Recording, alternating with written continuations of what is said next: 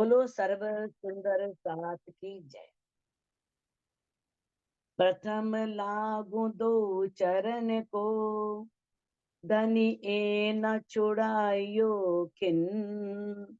लाख तली लाल एड़िया, मेरे जीव के यही जीवन। इन पांव तले पड़ी रहूं, धनी नजर खोलो बातन। पल न भालू निरखु नेत्रे, मेरे जीव के यही जीवन। मेरे जीव के यही जीवन। प्रणाम जी, प्रणाम सुंदर साथ जी।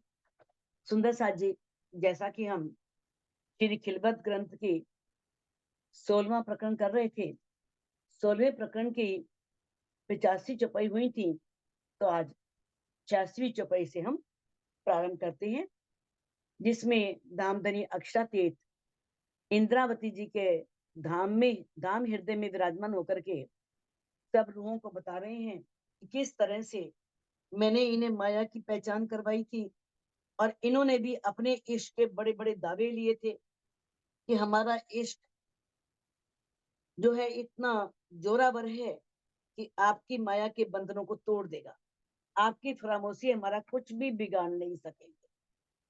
अब धनी कहते हैं कि मैंने आपको ऐसा इल्म दिया है, आपने 85वीं चौपाई में पढ़ा था कि उस इल्म को सीख करके और इस माया को पीठ देख करके अब देखता हूं कौन मेरे उस इश्क में डूबती है और मेरे प्रेम में डूबती है, कौन दौड़ी आती है।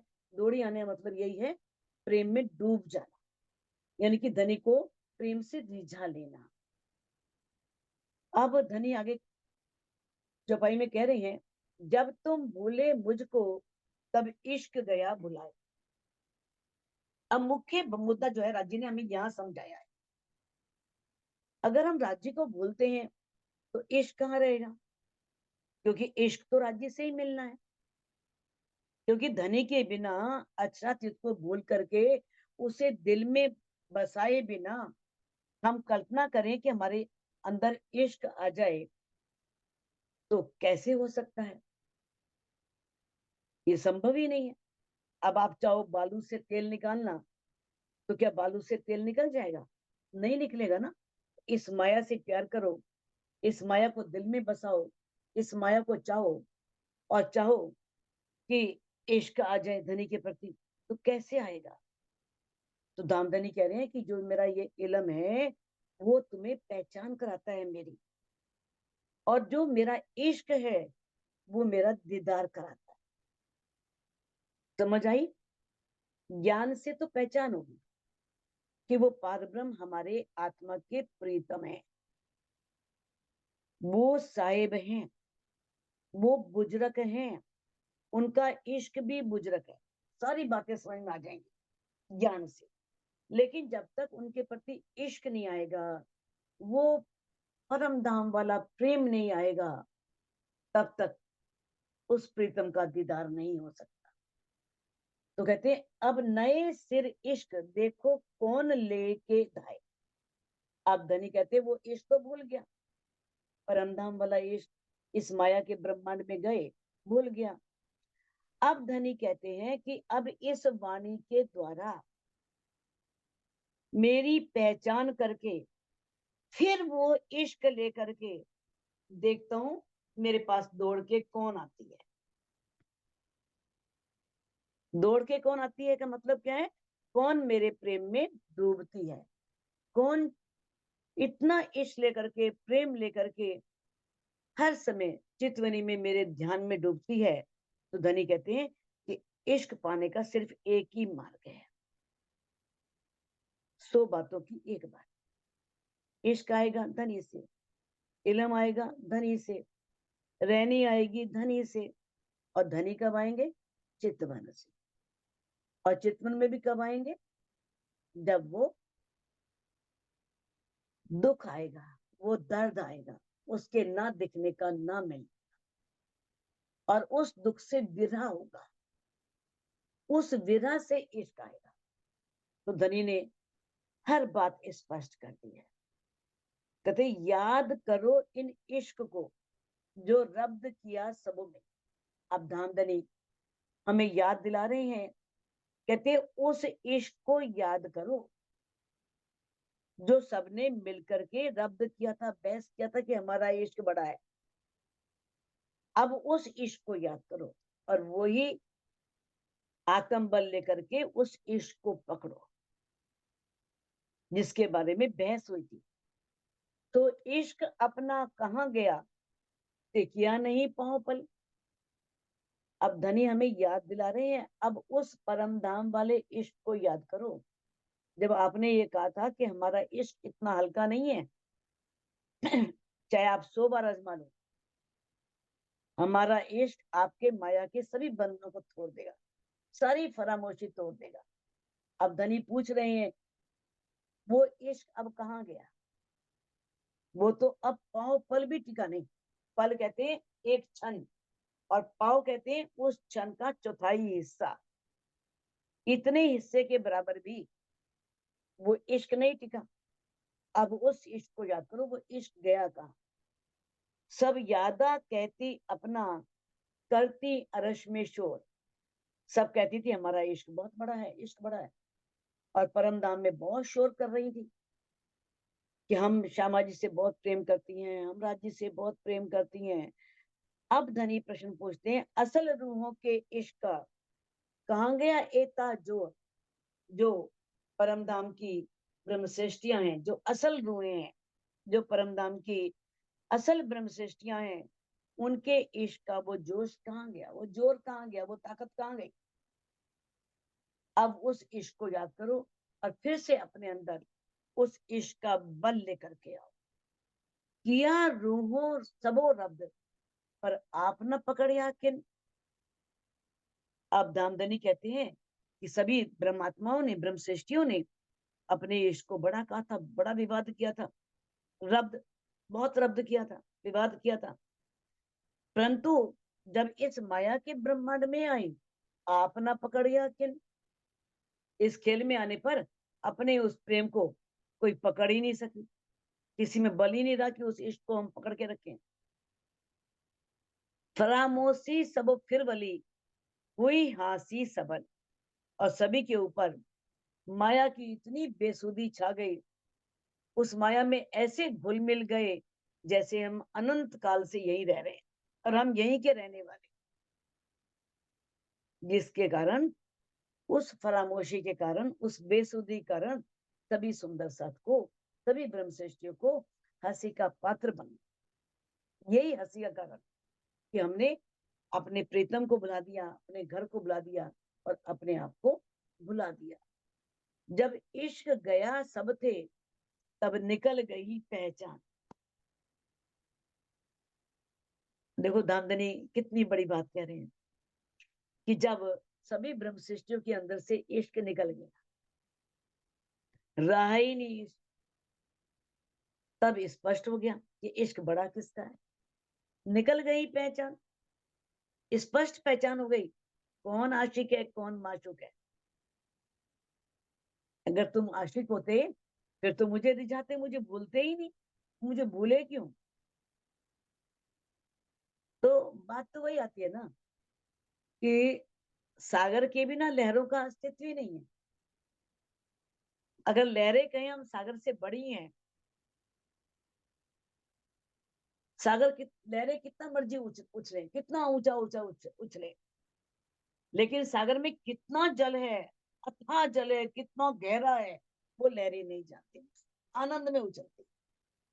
उस सागर के अंदर जो अथाह, असीम, अनंत आनंद भरा हुआ है, इश्क भरा हुआ है, उसे ब्रह्मश्रेष्ठियां नहीं जानती, जैसे सागर में की लहरें नहीं जानती।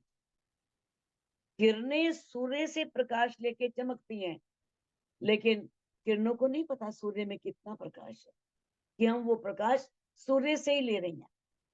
अगर सूर्य नहीं होगा तो ये प्रकाश कहाँ से होगा, ये रोशनी कहाँ से होगी हम में, यानी किरणों में रोशनी कहाँ से आएगी। यही बात लोगों को परमधाम में पता नहीं थी कि हम इश्क तो राज्य से लेते हैं, अब जब राज्य ही भूल गए तो इश्क आएगा कहाँ से। क्योंकि इश्क के सागर तो वही है, उनके दिल से ही इश्क उमड़ता है और हमारे दिल में समाता है। तो इस तरह से धनी से अलग होने के बाद जब इस माया के ब्रह्मांड में आए, वो इश्क जरा भी नहीं रहा, तो पता लग गया कि आशिक तो वही है। सब कैसी इश्क अपना, हमारा बेशुमार। परम धाम में सभी कह रही थी हमारा परम धाम तो, हमारा इश्क तो बड़ा बेशुमार है, अनंत है, बहुत बड़ा है, कोई शुमार ही नहीं, कोई सीमा ही नहीं, इतना बड़ा इश्क है हमारा।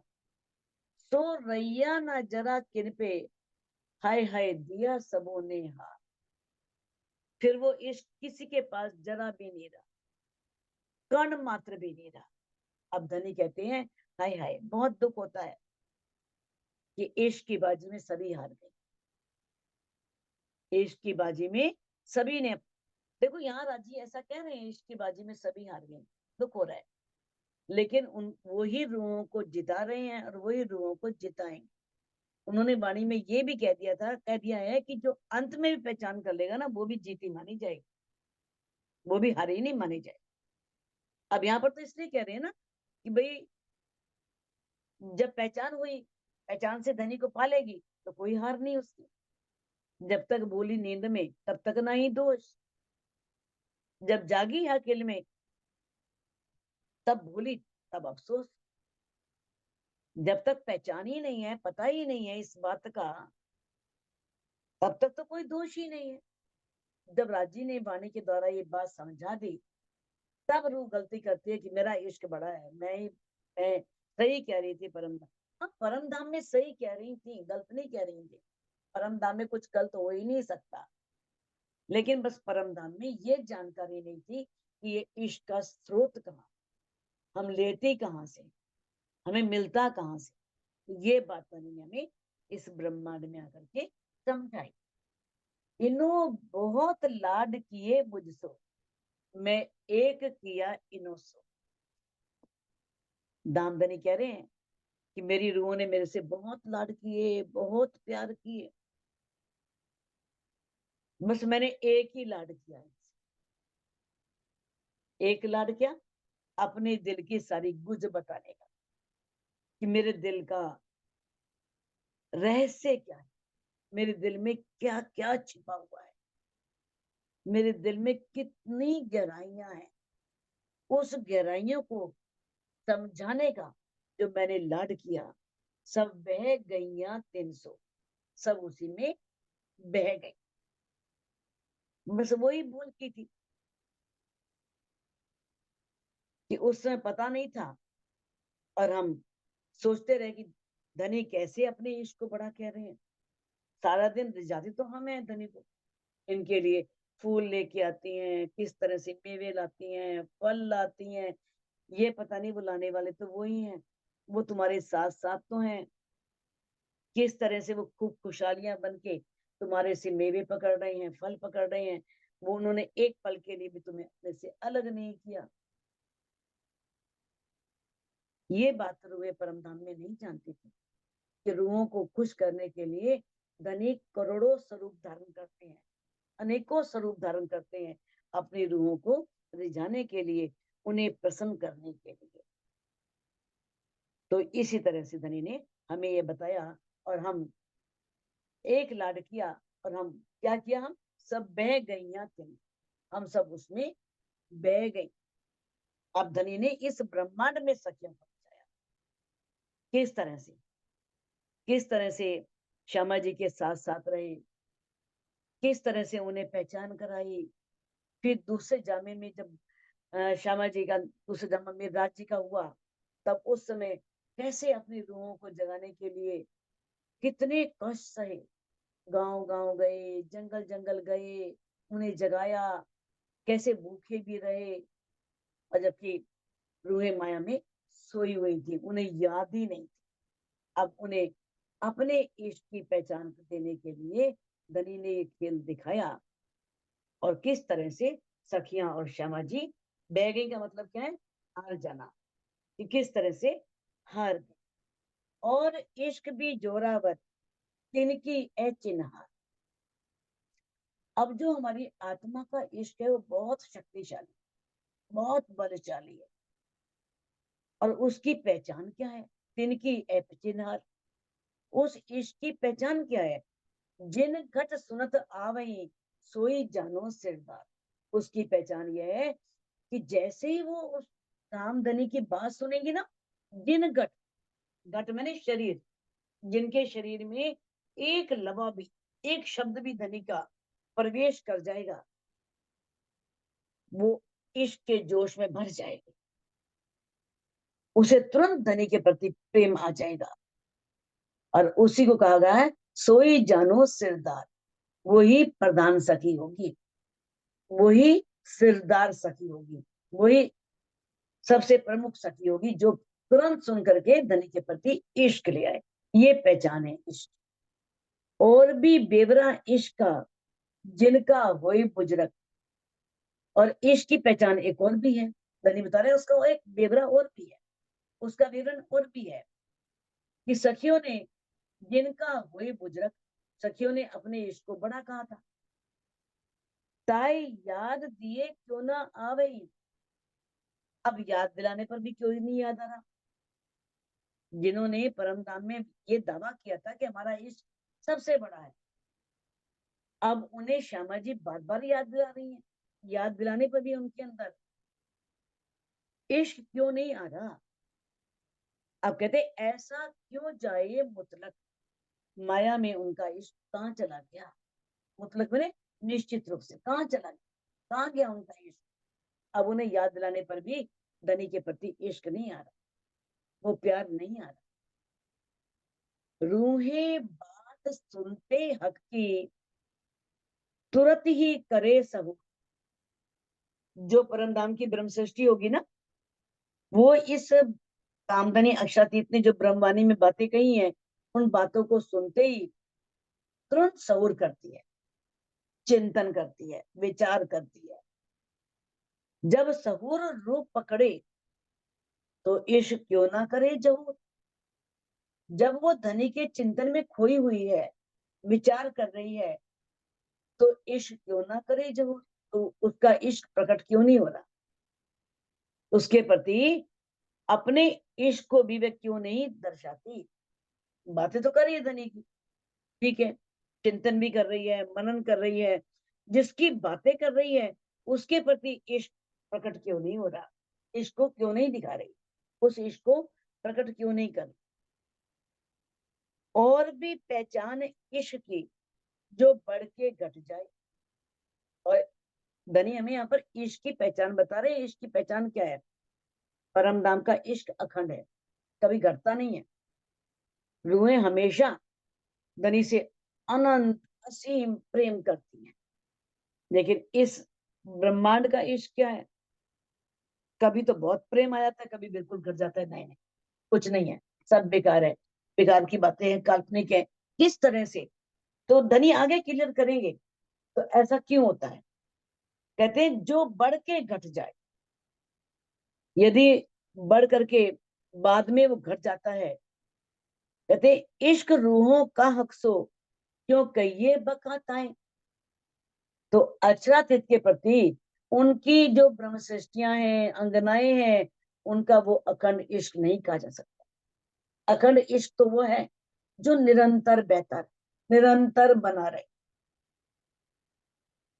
होता है ना, धनी यहाँ पर नूरी रूप में तो नहीं आ सकते, किसी के तन में बैठ के आएंगे ना, उनका आवेश आएगा, उनका जोश आएगा। किस तरह से किसी तन में बैठ के आएगा ना, तो किस तरह से हम उस तन के अवगुणों को भी देखते हैं। और अवगुणों को देख करके भी कई बार मन में और बातें ले आती हैं। तो वो अच्चातीत के प्रति अंगनाओं का अखंड इश्क नहीं कहलाएगा, उनका अखंड इश्क नहीं कहा जा सकता। इश्क हक का सो कहिए जो इश्क है काया। कहते हैं अक्षरातीत के प्रति जो आत्मा का इश्क है ना, सच्चा इश्क वो है जो हमेशा है, अखंड है, कभी घटता नहीं। किसी दिन तो मन में भाव आ गया तो बहुत कुछ कर दिया, धनी को रिझा लिया। किसी दिन मन में भाव नहीं आया तो 10-10 दिन 12-12 दिन माया में डूब गए, माया कोई धनी को याद भी नहीं किया। तो सच्चा इश्क नहीं कह सकते उसको। सच्चा इश्क वो है जो हमेशा अखंड रहे, जो हमेशा बना रहे। एक जरा कम ना होई, बढ़ता बड़े दायम।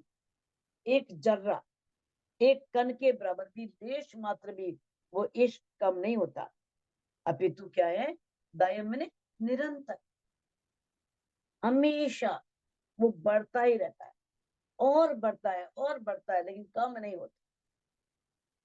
देखो, इस ब्रह्मांड में कह सकते हैं कि बढ़ता है और बढ़ता है, लेकिन परम धाम में तो घटबढ़ है ही नहीं।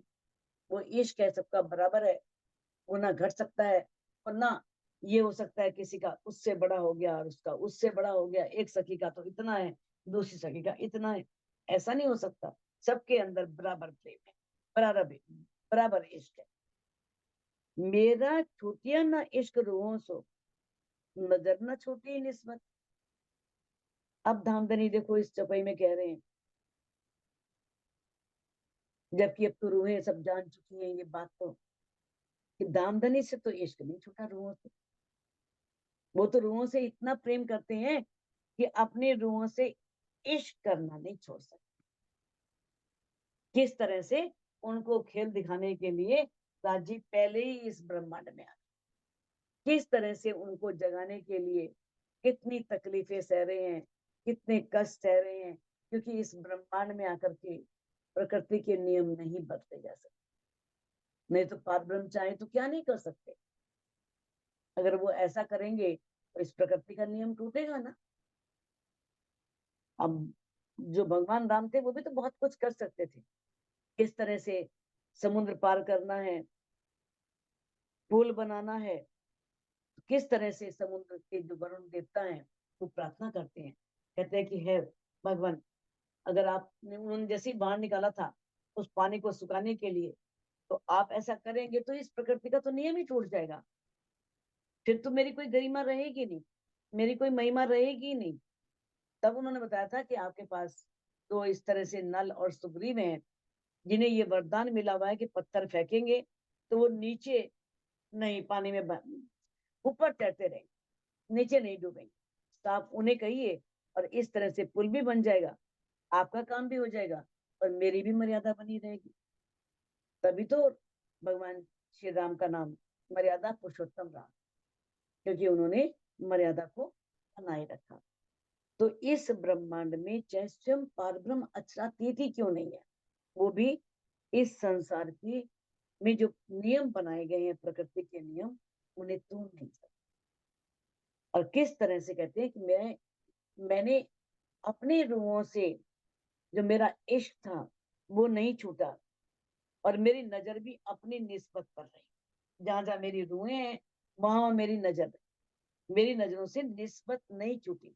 निस्बत के स्वरूप कौन है, ब्रह्मात्मा है, जिनका पार ब्रह्म से अखंड संबंध है। रूहों छूटी इश्क निस्बत, ऐसी भूल गईया खिलवत। अब रूहों से तो इश्क भी छूट गया और निस्बत भी छूट गई, उस संबंध को भी भूल गई। यहाँ नए संबंध, नए कबीले, नए परिवार, नया घर बना करके बैठ गई, और अपनी ऐसी भूल गईया खिलवत, और अपनी खिलवत को भी भूल गई। ऐसी स्थिति हो गई उनकी इस ब्रह्मांड में आने के बाद कि उन्हें वो मूल मिलावा, वो खिलवत सब भूल गए। इश्क छूट गया, निस्बत भूल गई, खिलवत की सारी बातें भूल गई, वो मूल मिलावा ही किया मजबूर इश्क का, अजू सोई है साई। आप धामधनी कह रहे हैं, परम धाम में किस किस तरह से सबने इश्क की बातें की थी, अपने इश्क को बड़ा किया था, बड़ा कहा था। मजकूर मैंने बातें करना, इश्क की बातें करना, रब्द करना। अजो सोई है साई, अभी वही पल है, वो समय वहीं का वहीं खड़ा है। पड़े बीच फरामोश के, तुम जानो हुई मुद्दत, और उसी समय सब लोगों के ऊपर फरामोशी छा गई, और तुम्हें ऐसा लगता है मानो बहुत बड़ी मुद्दत हो गई हो, बहुत लंबा समय हो गया। तो ये तो आप वाणी के माध्यम से जानते हो, अंतरी ने वाणी में ये दृष्टांत दिए हैं, उनके माध्यम से जानते हो कि किस तरह से हम वहीं के वही हैं परम धाम में। और जब उठेंगे तो जहां जाना था उस दिन वही पाट घाट में जाएंगे। उसी समय उठ करके सभी उठ के नहाइए यमुना जी, कीजिए सकल सिंगार, सात संबंधी मिलके खेलिए संग भरता। कि किस तरह से जब प्रातम पर आत्म में जागनी हुई ना, सब प्रातम जागेंगे तब यमुना जी में नहाने जाए और वो सब श्रृंगार कर रहे हैं। और हमें किस तरह से सभी ब्रह्मात्माओं ने मिलकर के अपने प्रीतम के साथ आनंद ले। कहते हैं दशक छूटी अर्स हक की, सब बातों हुई बेशक। अब जो भी शक था, संदेह था, जो आज तक किताबें थी उसमें पूर्ण पहचान नहीं थी, अब इस ब्रह्मवाणी में पूर्ण पहचान मिल गई, पर ब्रह्म की भी परम धाम की भी। तो कोई शक भी नहीं रहा परम धाम के बारे में, सब बातों से हम बेशक हो गई हैं, कोई शक नहीं रहा। किसी के मन में भी शक नहीं होगा कि परब्रह्म है या नहीं है, परम धाम है या नहीं है। तब अर्स अरबाओं को क्यों ना आवे इश्क। अगर मान लो इश्क नहीं आ रहा है, इसका मतलब हमारा शक दूर ही नहीं हुआ, हमारा संदेह दूर ही नहीं हुआ। तो धनी प्रश्न पूछ रहे हैं कि जब ऐसा बेशक इल्म मिल गया, उससे पहचान हो गई, तो परम धाम के रूहों को बहुत हैरानी होती है कि वो इश्क क्यों नहीं आ रहा, वो इश्क उनके पास उनका क्यों नहीं आ। तो लो चले न इश्क का, जो लो आड़ी पड़ी शक। दामदनी ने ये क्लियर कर दिया है, बिल्कुल स्पष्ट कर दिया कि धामधनी के प्रति अगर मान लो थोड़ा भी हमारे अंदर शक है, बताया ना कि मान लो शक क्या है, जैसे कोई दर्पण है उसमें दरारें पड़ी हुई हैं, वो जगह जगह से टूटा हुआ है तो चेहरा स्पष्ट दिखाई देता नहीं, वो शक है, संदेह है। तब तक हम हमारे अंदर इश्क आ ही नहीं सकता जब तक हमारे अंदर जरा भी शक रहे। तो अगर हमारे अंदर थोड़ा सा भी वर्चस्व है, समर्पण नहीं है, हमें किस तरह से हमारे अंदर बहुत मान प्रतिष्ठा आदि का बहुत अधिक अहंकार है, ये सब बातें हैं, तब तक इश्क नहीं आ सकता। तो शक जब उड़ गई तब क्यों ना आवे इश्क। जब सारी शक उड़ गई कि हम तो कुछ है ही नहीं, बस तू ही तू ही है, कहने वाला तू ही, कहलवाने वाला तू ही, करने वाला तू ही, करवाने वाला तू ही, लिखने वाला तू ही, लिखना लिखवाने वाला तू ही, सुनने वाला तू ही, सुनवाने वाला तू ही, है ना। अपने बस में सुनना भी नहीं है। जब तक राजी हमें वो दिल में नहीं लेते तब तक हमारे कानों में वो गहरी बातें प्रवेश भी नहीं करेंगे। सुनाते भी वही है, वही चाहते हैं, अब रूह चाहती है अब इसके अंदर ये वाणी प्रवेश करनी चाहिए, नहीं तो इससे पहले पूरी चर्चा सुन के उठ जाएगी और बात ऊपर से निकल जाएगी या इस कान से इस कान में निकल जाएगी। हाँ थोड़ी सी अच्छी लगेगी, लेकिन क्या कहा वो भी भूल जाएगी, नहीं याद रहे। कहते अगर वो शक उड़ गया तो फिर इश्क क्यों नहीं आ रहा। अव्वल इश्क जिन्हों आइया, सोई अर्स अरवाई। जिन रूहों के अंदर पहले इश्क आता है, अव्वल मैंने प्रारंभ शुरू में ही, यानी कि परम धाम की ब्रह्म सृष्टि वही है जिसके अंदर तारतम ज्ञान ब्रह्म वाणी सुनते ही धनी के प्रति इश्क आ जाता है। सोई अर्स अरवाई, वही परम धाम की अरवाई हैं, वही परम धाम की ब्रह्म सृष्टियां हैं। ना ही मुतलक मोमिन, जिन्हों लगे न बेशक गाय। बार बार पूछने की जरूरत नहीं होती, स्पष्ट हो गया कि वो निश्चित रूप से ब्रह्म सृष्टि ही नहीं है, जिसे इस वाणी से घाव ना, चोट ना लगे, ये वाणी दिल पर जाकर के हथौड़े ना मारे। अगर मान लो जरा भी घाव लगता नहीं तो समझो वो ब्रह्म सृष्टि। बेशक इलम आइया, पाई बेशक हक दिल बात। अब धामधनी ने हमें इस ब्रह्मवाणी के माध्यम से बेशक इलम दे दिया, कोई शक नहीं इस इलम के अंदर। और हमें राज्य के दिल की बातें भी कोई शक नहीं, सब पता लग गई। दिल की कुछ बातें नहीं जो हम बता रहे हैं, निस्बत फायदत सब पता लग गई। हकीकत मार्फत हुए बेशक इश्क न आइया, जो क्यों कहिए हक जान।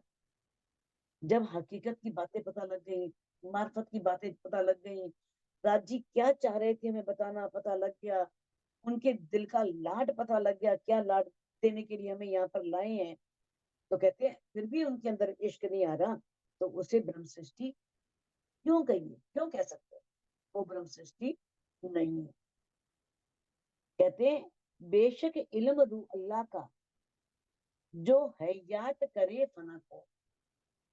शमा महारानी का जो इल्म है वो बेशकी इल्म है, उसमें कोई शक नहीं है। जो हयात करे फना को, जो इस नश्वर ब्रह्मांड को भी अखंड करने वाला, उनको भी मुक्ति देने वाला है। मुर्दे चौदे तवक के उठे इन इल्म सो, ऐसा ये इल्म है। जो अगर मान लो कोई मुर्दा है ना, वो मुर्दा भी इस इल्म से उठ खड़ा होगा। 14 लोग, यानी कि पृथ्वी से आकाश तक जितने भी लोग हैं। मुर्दो मतलब क्या है, जिनके जीव अज्ञानता में, वो भी इस ज्ञान से जिंदा हो उठे, वो भी, उन्हें भी पारब्रह्म के प्रति विश्वास आ जाएगा, अटूट आस्था आ जाएगी।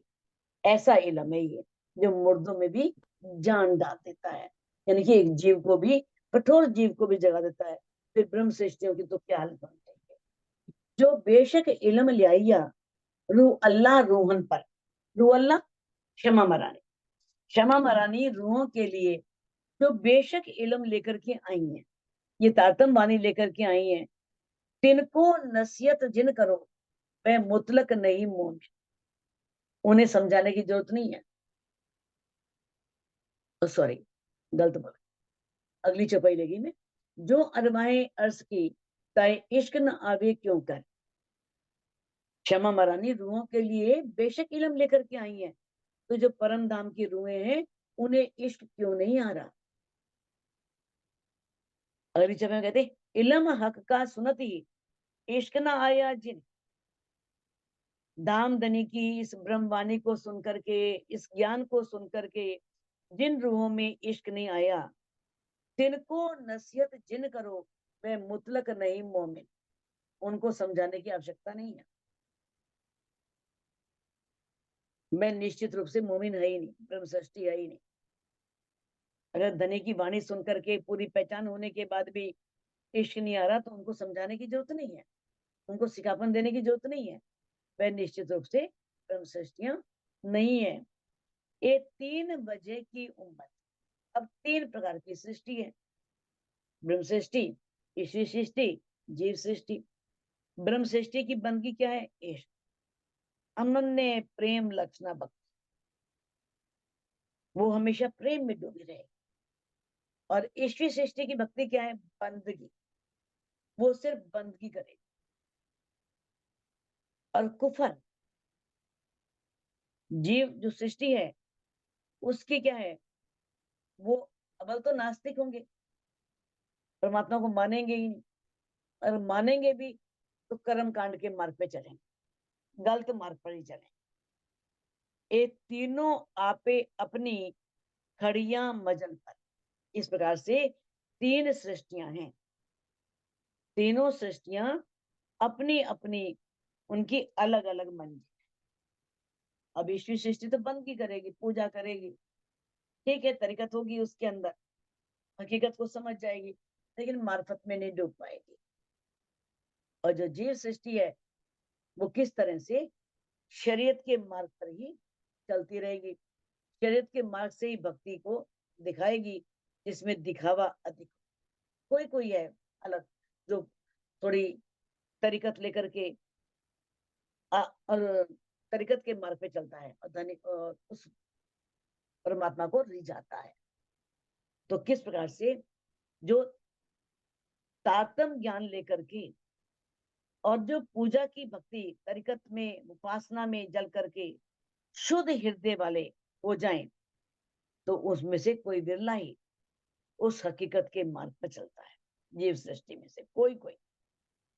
तो इस प्रकार से ये जो सारी सृष्टि है वो मार्फत में पहुंचना सबके लिए बहुत मुश्किल है। इस सृष्टि की मंजिल क्या है? सिर्फ वैकुंठ है। और ईश्वरी सृष्टि की मंजिल क्या है? बेहद का ब्रह्मांड, योग माया का ब्रह्मांड। और ब्रह्म सृष्टि की मंजिल क्या है? परम धाम। तो तीनों लेवे नसीहत पर छूटे नहीं मजल। अब वाणी तो तीनों पास पहुंचेगी, जीव सृष्टि पर भी पहुंचेगी, ब्रह्म सृष्टि के पास भी, ईश्वरी सृष्टि के पास भी। और तीनों ही इससे सिखापन भी लेंगी। सिखापन लेने के बाद भी छूटे नहीं मजल, अपनी राह नहीं छोड़ सकते। राह उनकी वही हो, ईश्वरी सृष्टि की बंदगी, जीव सृष्टि की शरीयत, कर्म कांड। जैसा होवे दरखत तिन तैसा होवे फल। अब जैसा पेड़ होगा ऐसा ही फल होगा ना। कहते ना, बोया पेड़ बबुल का तो आम कहाँ से खाए। अब बबुल का पेड़ है तो उसमें मिठास कैसे आएगी? आम जैसी मिठास। जैसे कल्प वृक्ष है, कल्प वृक्ष पर कौन सा फल लगता है? दिव्य फल लगता है। ऐसे ब्रह्म सृष्टि सिर्फ प्रेम का मार्ग अपना, वो कर्म कांड के मार्ग पर नहीं चलेगी। और जो जीव सृष्टि है वो कर्म कांड के मार्ग पर चलेगी। तो उसी प्रकार से कहा है कि जो जिसकी मंजिल है वो उसे ही प्राप्त करेगा। कहते ना, सो तेता ही बोलिया, जो जहां लो गया चल, अपने अपने मुख से बया करी मंजिल। वो उतना ही बोलेगा जो जहां तक चल के गया, और अपने अपने मुख से अपनी मंजिल को ही वर्णन करेगा। जो आगे का जानता ही नहीं, वो उसका वर्णन कैसे करेगा? जो बैकवर्ड से आगे नहीं जानता, तो वो योग माया के ब्रह्मांड की बात कैसे करेगा? तो कहते कोई बुरा ना चाहे आप, पर तिन से दूसरे ना हो। अभी संसार में कौन है जो अपना बुरा चाहता है?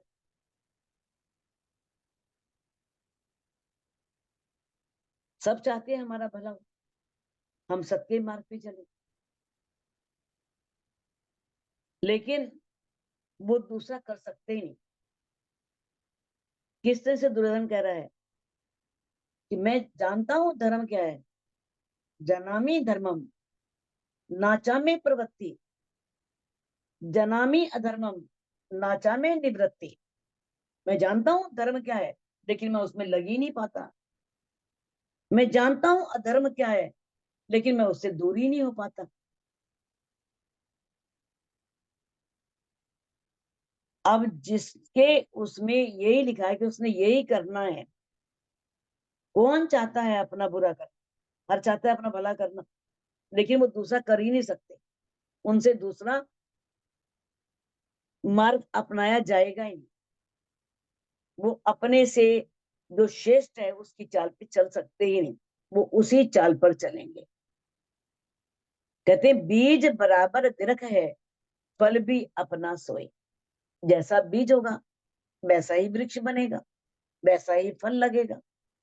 बीज के अनुसार ही तो वृक्ष लगता है, वृक्ष होता है। और किस तरह से फल भी उसी के अनुसार होता है।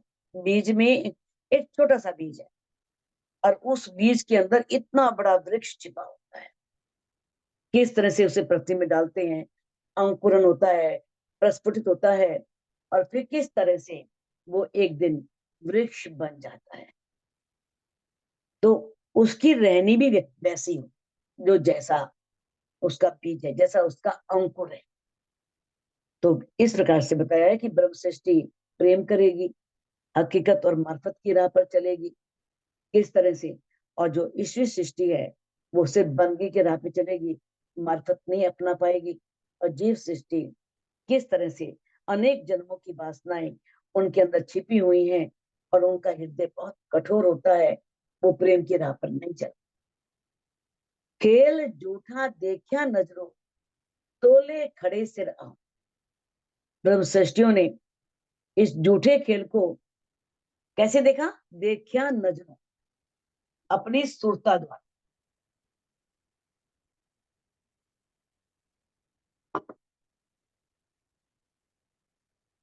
ब्रह्म सृष्टियों ने इस खेल को सूरता के द्वारा देखा। सोले खड़े सिर आप, और वो किस तरह से सब कुछ ही मानकर उसे सब कुछ मान लिया। जैसा देखा सुरता में, माया में गई, उस माया को ही सब कुछ मान लिया, उसी परिवार को और उसी घर को अपना सर्वस्व मान लिया। ताही में मगन भई, उसी में डूब गए। छोड़ कायम मिला, अपने उस अखंड मिलाप को छोड़कर। हमारा अखंड मिलाप क्या है?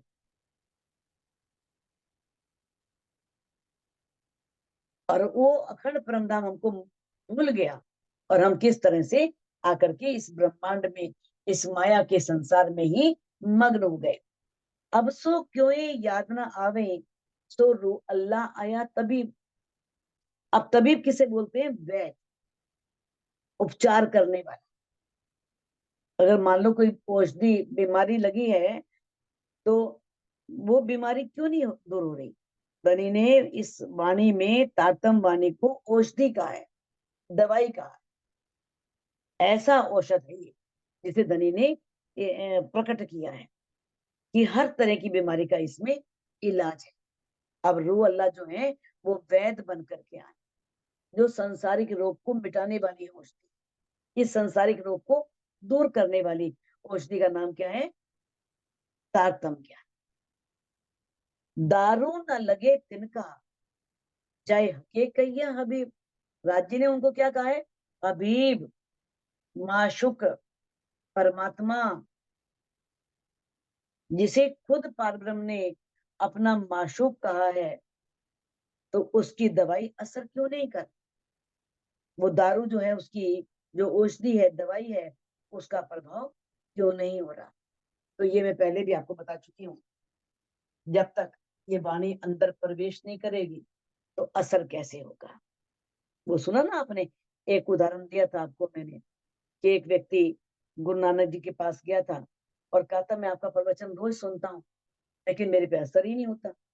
तो उन्होंने किस तरह से कहा था कि एक शराब का घड़ा लेकर के आओ, और एक छोटा गिलास दिया था कि किस तरह से इसे मुंह में भरो और कुल्ला कर दो। सारा घड़ा खाली करना है। सारा घड़ा खाली होने के पश्चात अब गुरु नानक जी पूछते हैं शिष्य से, क्या असर हुआ? कहते वाह गुरु जी वाह, जब शराब अंदर ही नहीं गई तो असर कहाँ से होगा? तो कहते हैं इसी तरह से, जब वो सत्संग तेरे अंदर गया ही नहीं, तो असर कहाँ से होगा? जब वो अंदर जाएगा तभी असर होगा ना। तो इस तारतम वाणी का असर भी तभी होगा जब ये तारतम वाणी हमारे अंतस्करण में प्रवेश करेगी। जब ये तारतम वाणी हमारे ऊपर, हमारी रहने में, हमारे व्यवहार में आए, तब कहते ये हो गया। सो 14 तबक करसी कायम, दारू मसीह का एक। मसीह मैंने क्षमा महारानी, इसके बहुत सारे अर्थ हैं। ईसा भी बोलते हैं, क्षमा महारानी बोलते हैं। एक मसीह का अर्थ बहुत बड़ा, ऊंची आत्म को भी बोलते हैं। तो ये कहते हैं जो क्षमा महारानी है, उनका जो दारू है ना, दारू मैंने ये दवा, ये औषधि, जो तारतम वाणी है, ब्रह्म वाणी है, ये 14 लोक के ब्रह्मांड को अखंड करने वाली है। गई न फरामोशी रूहों की, आई हुक्म सोजे। लेकिन रूहों की फरामोशी नहीं गई। कितनी बड़ी बात धनी ने कही है, क्योंकि ये धनी के हुक्म से आई है, धनी की इच्छा से आई है, और उनकी इच्छा से ही जाएगी। बात वहीं खड़ी हो जाती है। सब रूहें कहेंगी जब धनी की इच्छा से फरामोशी जाएगी, तो हमें क्या करना है ना? अब धनी के दिल में आ रहा है रूहें वापिस आए, तो रूहों के दिल में क्यों नहीं आ रहा हम परम धाम वापिस जाए? उस समय धनी ने ले लिया था। देखो, बहुत गहराई है इसके अंदर, बहुत गहरी बातचीत हुई है।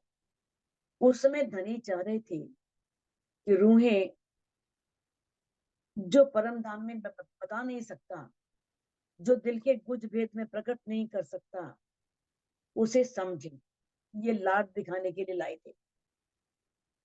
जब तक रूह धनी के दिल के गुज भेदों को नहीं समझती, तो धनी दिल में कैसे लेंगे कि वापिस आए? जब समझ जाएगी, धनी ले लेंगे, तो रूहों के दिल में भी आएगा। कहने का भाव यह है कि जब राज्य के दिल में आया, ब्रह्मांड दिखाना है, हमारे दिल में भी आ गया। अब राज्य के दिल के कुछ भेद जो समझाना चाह रहे थे, समझने के बाद धनी दिल में ले रहे हैं तो वापस आ जाए। तो अब हमारे दिल में इस काल में है कि ब्रह्मांड में वो क्यों नहीं आ रहा, वो हमें अपने दिल में लेना है। ये नहीं सोचना राज्य बुलाएंगे तो जाएंगे। अगर पहचान हो गई है तो धनी को हमें अपने दिल में लेना है कि बस अब हमें परम धाम भी दे, हमें उस पार ब्रह्म सत्य के दीदार ही करने। तो ये आखिर रूहो नसीहत, ये तो हके दिखाया क्या क्या। धनी ने ब्रह्मश्रेष्ठियों को ये सपन का खेल दिखाया, किस लिए? रूहों को सिखापन देने के लिए कि तुम इश्क लेती कहां से। वो ये ना, लहरें कैसे कह सकती हैं हम सागर से बड़ी, सागर से तो जल लेकर के वो उछल रही हैं, इतना ऊंचा ऊंचा। तो ये बात समझाने के लिए धनी ने ये काल माया का ब्रह्मांड बनाया। रूहों हक को दिखाइया, कौल फैल ये हाल। अब परम धाम में हमारे कौल क्या थे, फैल क्या थे, हाल क्या थे? परम धाम में हमारा कौल भी यही था, फैल भी यही था, हाल भी यही था। इश्क इश्क इश्क, कतनी भी इश्क की, अंदर भी इश्क, सब काम भी इश्क। अब धनिया बता रहे यहाँ आकर के हमारे कौल फैल हाल कैसे जुदा हो गए। जब हमारे कौल फैल हाल परम धाम के हो जाएंगे तो धनी हमको राज्य के हमें अंदर अपने अंतर दृष्टि से ही अंतस्करण में धनी के दीदार भी करवा, हमें कौल फैल हाल परम धाम वाले का हके खेल दिखाई के इल्म दिया बेशक। खेल दिखा दिया, तब तक वाणी नहीं समझ में आएगी जब तक पूरा खेल ना देख लें, जो जो इच्छाएं ना पूरी हो जाएं।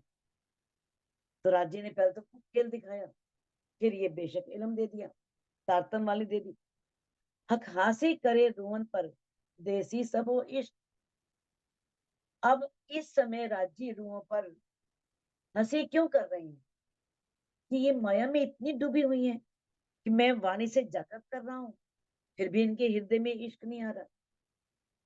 लेकिन धनी हमें जागृत करने के लिए इश्क भी देंगे, क्योंकि बिना इश्क के जागृति नहीं हो सकती, बिना इश्क के हम परमात्मा में प्रवेश नहीं कर सकते।